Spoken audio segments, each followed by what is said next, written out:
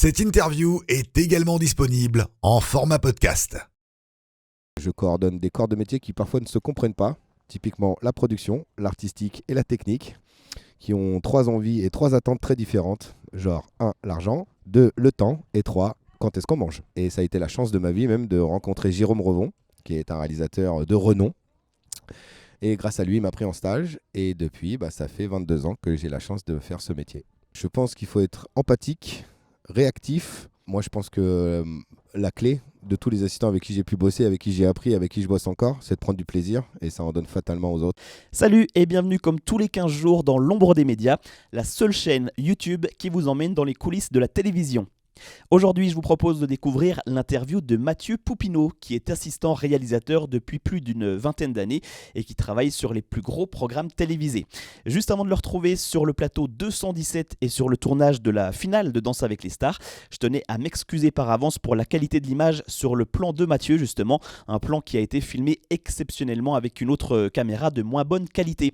Je vous remercie pour votre compréhension et vous souhaite donc la bienvenue dans l'ombre des médias. Interview. Immersion. Reportage. Ce que vous ne voyez pas se cache dans l'ombre des médias. Donc bonjour Mathieu et merci de nous accueillir aujourd'hui sur le plateau 217, là où a été enregistrée la grande finale de Danse avec les stars. Bonjour Laurent. Alors sur cette chaîne, on a déjà découvert de nombreuses professions, notamment celle de réalisateur. Et avec toi aujourd'hui, on va en savoir davantage sur le travail de son assistant. Est-ce que tu peux nous expliquer un petit peu ton rôle sur une émission ? Alors, mon rôle sur une émission, c'était assez particulier. Je suis là pour coordonner les corps de métier.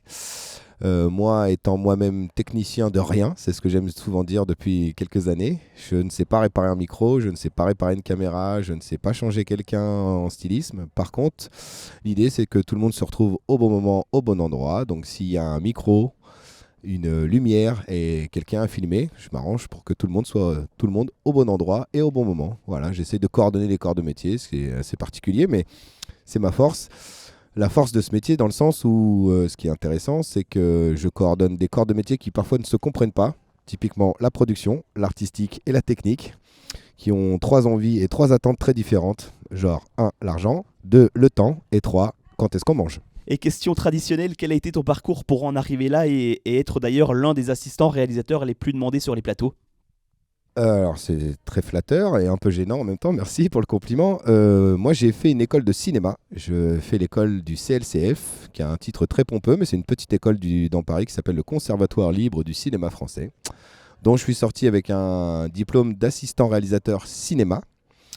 Mais n'ayant pas de connexion, étant un petit provincial, n'ayant pas de copains ni de cousins dans ce milieu-là, je ne me suis pas rabattu sur la télé, mais j'ai eu la chance, et ça a été la chance de ma vie même, de rencontrer Jérôme Revon, qui est un réalisateur de renom. Et grâce à lui, il m'a pris en stage, et depuis, ça fait 22 ans que j'ai la chance de faire ce métier. Et combien d'assistants réalisateurs peut-on retrouver sur un plateau, sur un gros barnum du style The Voice, Danse avec les stars ou encore la Starac ? Parce que je suppose que tu n'es pas tout seul donc en assistant réel. On est bien d'accord que tout seul c'est impossible. Sur ces grosses émissions type la Starac, Danse avec les stars ou The Voice, on est 3 assistants réalisateurs.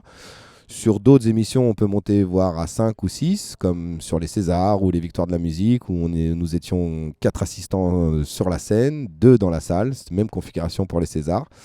Voilà, j'ai fait des configurations à 6 ou 7 même assistants réalisateurs, mais c'était pour vraiment des événements très exceptionnels, type comme le mariage du prince Albert de Monaco. Et justement, quand vous êtes plusieurs, comment est-ce que vous répartissez le travail ?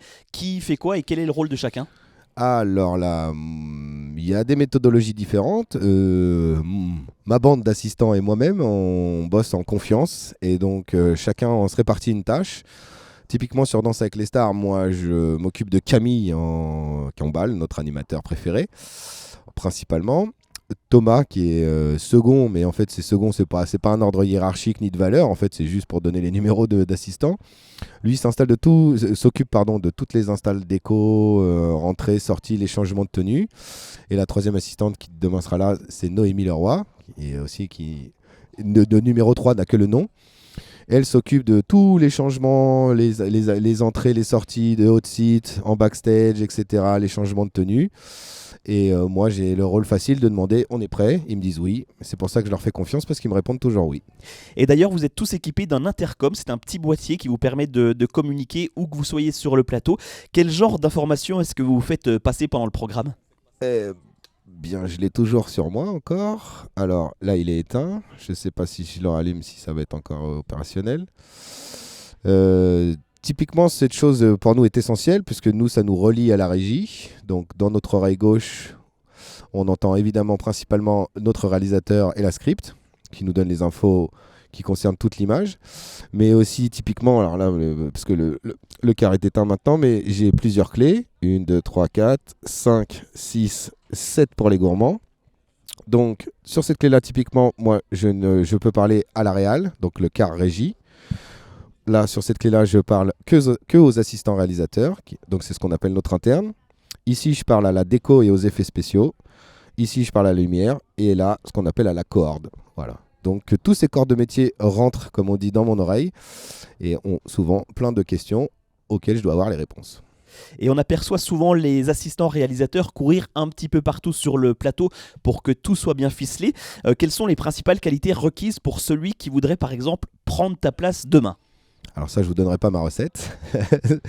Les qualités requises de tous les assistants que j'ai pu rencontrer, ce sont des gens qui sont à l'écoute. Il ne faut pas avoir de problème d'ego, parce qu'on gère des égos, il ne faut pas se mentir, c'est un métier où ça brille. Donc je pense qu'il faut être empathique, réactif. Et moi, je pense que la clé de tous les assistants avec qui j'ai pu bosser, avec qui j'ai appris, avec qui je bosse encore, c'est de prendre du plaisir et ça en donne fatalement aux autres. Voilà, c'est un peu une philosophie de vie quelque part. D'ailleurs, on voit que tu t'éclates à faire ça. Ouais, ça fait 22 ans que je fais ça. J'ai encore cette chance. C'est ce que je dis toujours, même à mes enfants. C'est que mon luxe à moi, c'est de faire quelque chose que j'aime. Donc j'ai encore cette sensation-là au bout de 22 ans de travail, de me lever en me disant mais je vais pas travailler, quoi. Je vais travailler sur un plateau de télé où je vais voir des chanteurs talentueux, des danseurs talentueux, des footballeurs talentueux, des cinéastes, des comédiens. En aucun cas, je peux me plaindre. J'ai de la chance de faire ce que je fais et j'aime ça. Et au moment de l'enregistrement de cette interview, nous sommes donc jeudi et tu travailles sur les répétitions de la finale de Danse avec les stars pour un prime diffusé donc demain, vendredi. Quel est ton travail et le travail des assistants réalisateurs en amont ? Typiquement, aujourd'hui, on répète tous les tableaux, alors avec là ici c'est de la danse, sur Danse avec les stars, donc on cale tout ce qui est chorégraphique évidemment, tout ce qui est effets spéciaux, la déco, la lumière, donc on fait une vraie journée de répétition. Alors le jeudi on est en équipe réduite on va dire, on n'a pas toutes les caméras, donc tous les cadreurs ne sont pas là, mais le vendredi on fait tout ce que nous on a déjà fait en premier jet sur le jeudi, on le finalise et le valide le vendredi en répétition, donc on refait en fait un bis repetita de la journée du jeudi, mais avec toute l'équipe, toutes les équipes lumière, son et vidéo. Et après, le soir, c'est le direct, il y a match. Et on parlait tout à l'heure de Jérôme Revon, avec qui tu as fait tes premières armes. Est-ce que tu as l'habitude de toujours travailler avec les mêmes réalisateurs ? Est-ce que ce sont eux qui t'appellent ? Et attention à ta réponse, puisque je sais que Tristan t'a mis la pression tout à l'heure.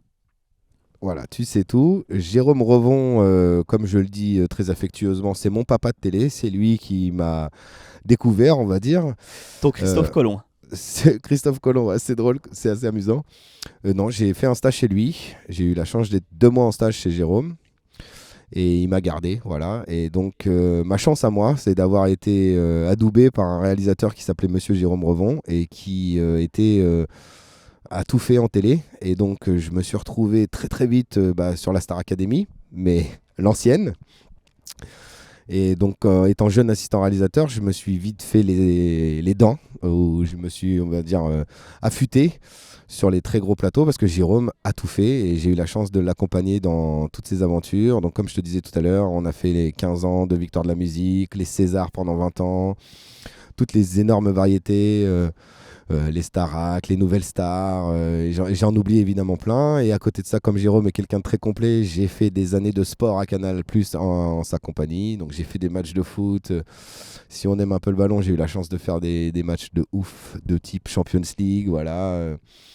Et à côté de ça, comme je te disais tout à l'heure, je faisais une petite allusion, faire des trucs complètement hors normes, du type le mariage du prince Albert avec 60 caméras, avec un dispositif complètement hors normes. Je n'avais jamais vu ça. Je pense que en télé, c'était mon plus gros coup techniquement et c'était une folie douce. Donc là, on parlait coulisses. Habituellement, les assistants réalisateurs essayent d'éviter les axes caméra. Toi, c'est plutôt l'inverse, puisqu'on te voit souvent à l'écran avec des petites apparitions plus ou moins discrètes. As-tu déjà songé à une carrière d'animateur ?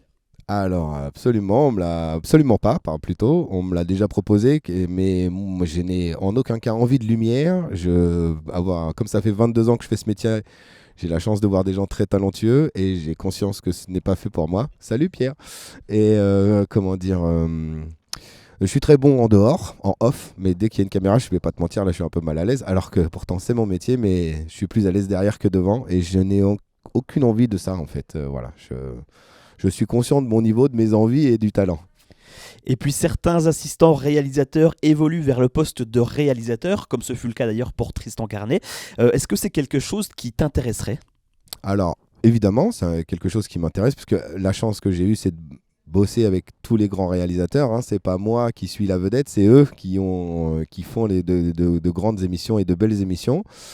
J'ai la chance d'être adoubé par ces réalisateurs qui sont Jérôme Revon, Tristan Carnet, Didier Frely, Pascal Rétif, Jean-Jacques M. Salem. Voilà, qui sont des gens tous, avec le temps, sont devenus des amis. En plus, c'est ça qui est une force dans notre métier, c'est que même s'il y a un rapport hiérarchique, je suis l'assistant du réalisateur, on vit pas, c'est pas une hiérarchie d'entreprise. Donc, donc j'ai cette chance-là. J'ai cette chance-là. Et en plus, moi, j'ai été adoubé par des grands frères de l'assistanat réalisateur qui sont devenus de très bons réalisateurs aujourd'hui, type Éric Simon, Frédéric Talfumière, Nicolas Druet, et toute une génération d'assistants réals qui sont devenus réalisateurs. Je leur fais une petite dédicace, je les embrasse et je vais dire leur nom. Mes amis Steph Boé, Julien Faustino, Ben Cap, Corentin Tasson. Bisous la famille. Du coup, on pourrait te retrouver derrière un mélangeur un jour. Avec plaisir. Pour l'instant, j'en ai envie, évidemment, mais c'est pas une priorité ou quoi.